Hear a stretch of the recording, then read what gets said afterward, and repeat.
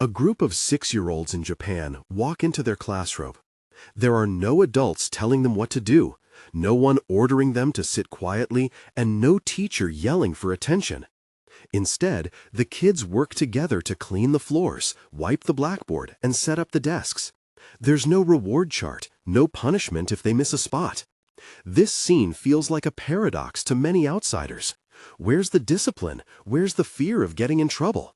But here's the twist. These children aren't wild or out of control. In fact, the room is calm and organized. The kids know exactly what to do and help each other without complaining. In other countries, discipline often means being strict or handing out punishments. In Japan, it looks almost invisible. How can this approach work so well? Why do Japanese children listen, cooperate, and clean up without threats or bribes? Let's zoom out. Imagine a school cafeteria in Tokyo. It's lunchtime. There's no lunch lady serving the food. Instead, students line up, take turns serving rice and soup to their classmates, and then sit down together. When they finish eating, they don't just leave their trays behind. They clean up after themselves, wiping tables and stacking dishes. No one is watching over their shoulder. No one is scolding them for making a mess. It's just what everyone does. Now picture a busy street crossing in Kyoto. A group of elementary school kids, all in matching yellow hats, wait patiently for the light to change. There's no adult with them. When it's safe, they cross in a neat line, chatting quietly. If someone drops a glove, another child picks it up and hands it back. No one laughs or teases. It's automatic. It's normal. But wait, here's where it gets even more interesting. In Japanese homes, discipline doesn't mean sending a child to their room or taking away privileges. Instead, parents use a method called mina no me, which means everyone's eyes. If a child acts out, the parent doesn't shout. They might simply say, "What do you think your friends would feel if you did that?" Or, "How would you feel if someone did that to you?" The focus is on empathy and awareness, not fear of punishment. Contrast this with a typical Western classroom. Imagine a teacher raising her voice to quiet the room. A student who talks out of turn might get a warning or even a timeout. There are clear rules, and breaking them leads to consequences. The message is behave or else. In Japan, the message is different. We all work together, and everyone's actions matter. So why does this system work? Why don't Japanese kids take advantage of the freedom? The answer is simple but powerful. From a young age, children are taught that their actions affect the group. They learn to notice what others need and to help without being asked. Discipline isn't about obeying an authority figure. It's about being responsible to the people around you. Today, you will discover the secret behind Japanese discipline and how it shapes responsible, self-motivated kids without the power struggles. Stick around and don't forget to subscribe so you don't miss more insights like this. Picture this. In Tokyo, a row of first graders walks quietly along the sidewalk. No teacher is holding their hand. They stop at every intersection, check for cars, and cross together when it's safe. The adult just watches from a distance. There's no yelling, no threats, just trust. But wait, it's not just about trust. In Japanese schools, after lunch, kids line up to clean the hallways and bathrooms. One child carefully wipes the floor with a cloth. A friend gently reminds another to pick up a scrap of paper. They're not forced. They see it as their duty. In fact, there's no janitor at all. The school belongs to everyone, and everyone helps. Some kids even take turns serving lunch to their classmates, wearing little white hats and aprons. It's a daily ritual, not a punishment. Here's where it gets interesting. At home, discipline isn't about punishment either. A mother notices her son left his shoes in the entryway. Instead of scolding, she says, "Shoes like to sleep in their cubby." The child laughs and puts them away. The lesson is gentle but clear.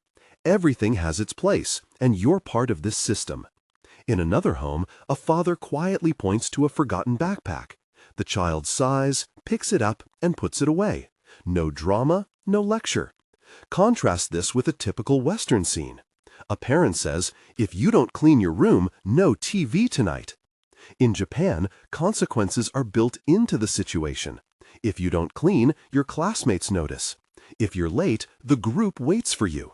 Social awareness, what others feel and think, is the main guide. Kids learn early that their actions affect everyone around them. This isn't just at school.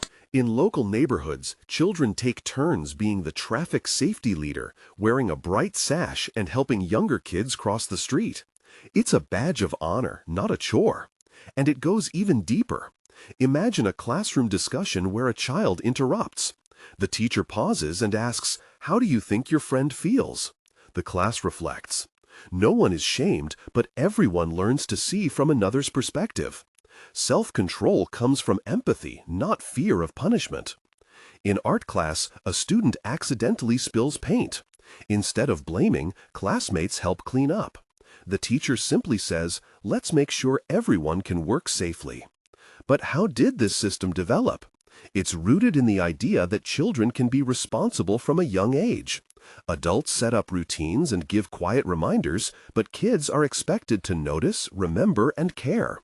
In the morning, you might see a group of children bowing to their teacher as they enter the classroom. It's a sign of respect, but also a reminder we're all in this together. Now, here's what surprises most visitors. Japanese kids walk, commute, and play with minimal adult supervision, even in big cities. Small groups of children ride the subway together. If someone forgets their lunch, a classmate shares. The group handles small problems before adults step in. In parks, older kids look out for the younger ones, settling arguments or helping with a scraped knee. Responsibility is shared, not assigned. So, Japanese discipline isn't about being strict or permissive. It's about building a sense of belonging. Every child learns, you matter, your actions matter, and you're never alone. Ready to see how this plays out in daily life? Let's zoom in on one key moment next. Let's dive deeper into how Japanese discipline actually feels in daily life. Imagine a typical morning at a Japanese elementary school. The sun is barely up, but the halls are already alive. Children arrive in neat lines, shoes tucked under their arms, ready to swap them for indoor slippers. At the door, every student bows and says, "Ohayo gozaimasu," good morning, not just to teachers, but to every classmate they see. The teacher bows back, making eye contact with each child. This isn't just a habit, it's a ritual that says, you're seen, you're welcome, you belong here. Now let's zoom in on a small but powerful moment. One morning, a shy boy named Daichi walks in late. In many places, he might get a stern look or a lecture. But here, the teacher quietly greets him with a gentle smile and a soft, "I'm glad you made it, Daichi." No public shaming, no punishment. The message is clear. Your presence matters more than your mistake. But wait, there's more. After the greetings, students gather for a quick class meeting. They talk about the day ahead, but also check in on how everyone is feeling. One girl shares that her cat is sick. Instantly, classmates offer kind words. The teacher listens, nods, and says, "Let's all hope your cat feels better soon." This isn't just about being nice. It's about building a web of care and responsibility. When someone is missing, classmates notice. If someone is upset, the group supports them. Here's where it gets interesting. Discipline is woven into every interaction, but it's almost invisible. For example, during cleaning time, there's no supervisor barking orders. Instead, kids grab brooms and dustpans, working side by side. If someone forgets their task, a friend might tap their shoulder and whisper, "Let's do it together." No one is singled out or embarrassed. The group gently pulls everyone along. Let's look at another detail. In art class, a student accidentally spills paint. Instead of scolding, the teacher hands her a cloth and says, "Let's clean it up together." The teacher kneels down, helping wipe the floor. Other students join in.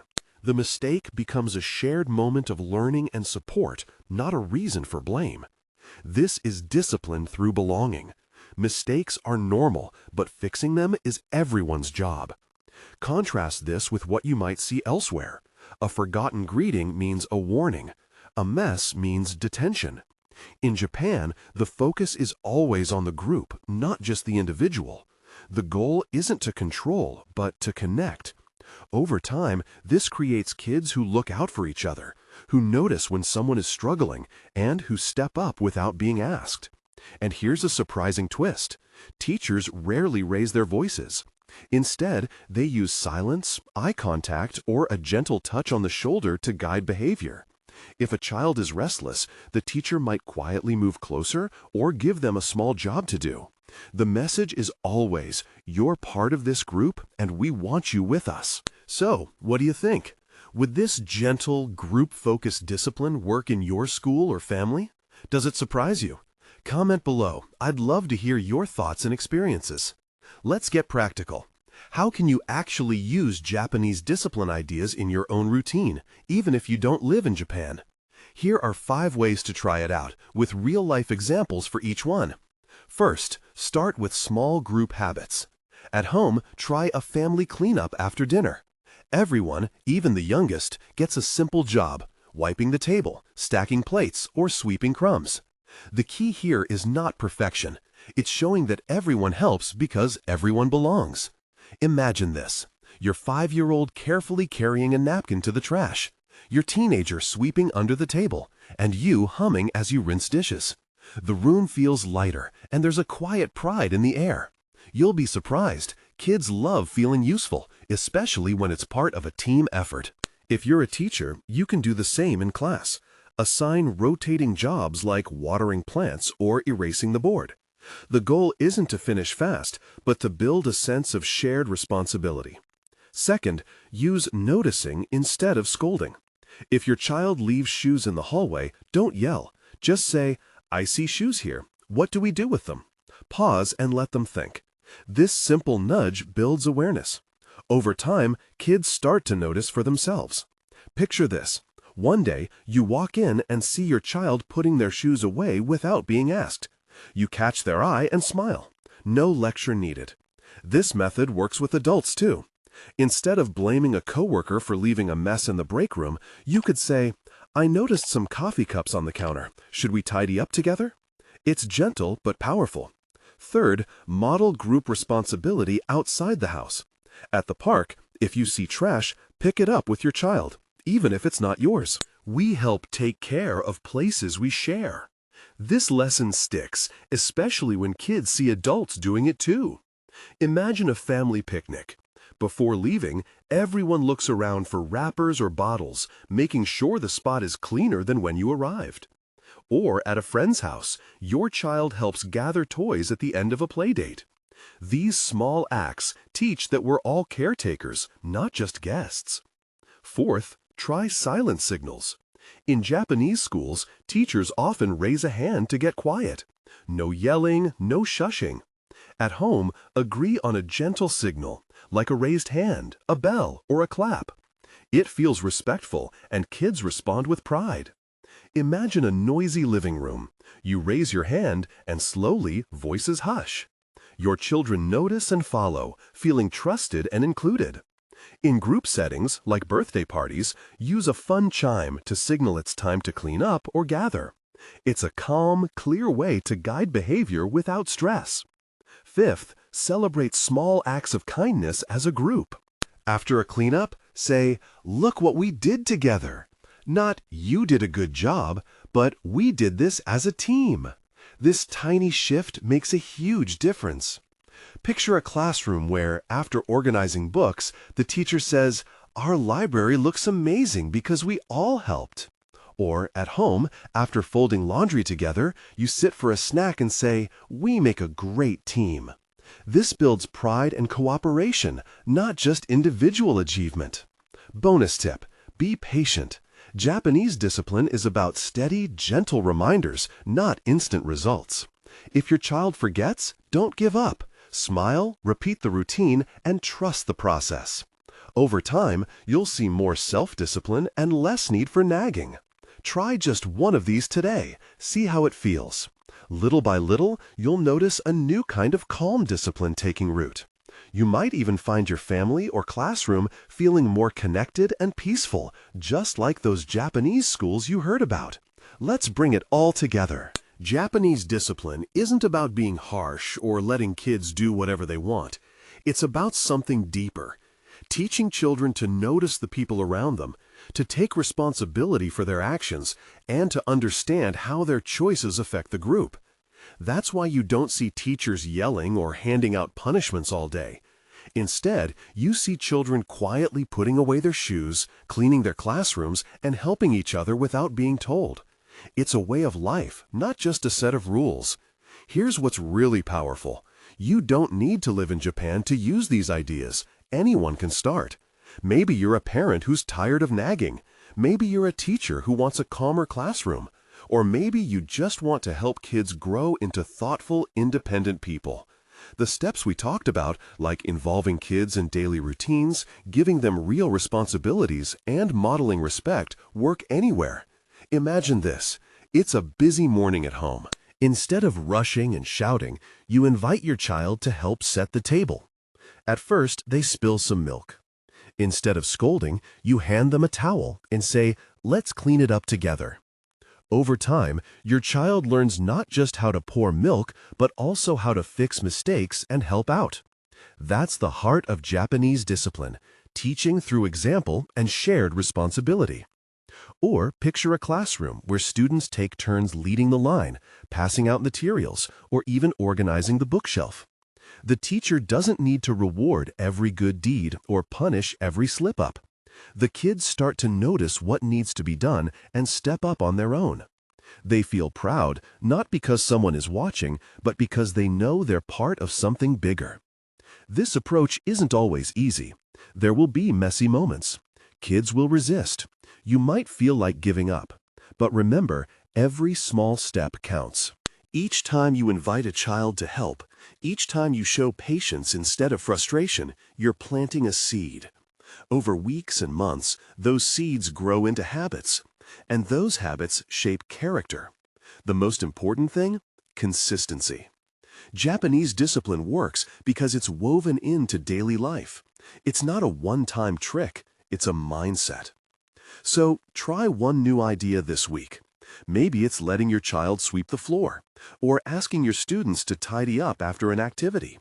Notice how it feels. Notice how they respond. Celebrate the little victories. You might be surprised at how quickly things change. Kids start to look out for each other. They become more confident. The atmosphere in your home or classroom feels calmer, more respectful, more joyful. So, what's the main takeaway? Discipline doesn't have to mean control. It can mean connection, trust, and growth. You have the power to create that, starting today. If this video gave you a new perspective, hit like and subscribe for more practical, real-world tips. And if you have your own stories or questions about discipline, drop them in the comments. Let's learn from each other and help our kids become their best selves.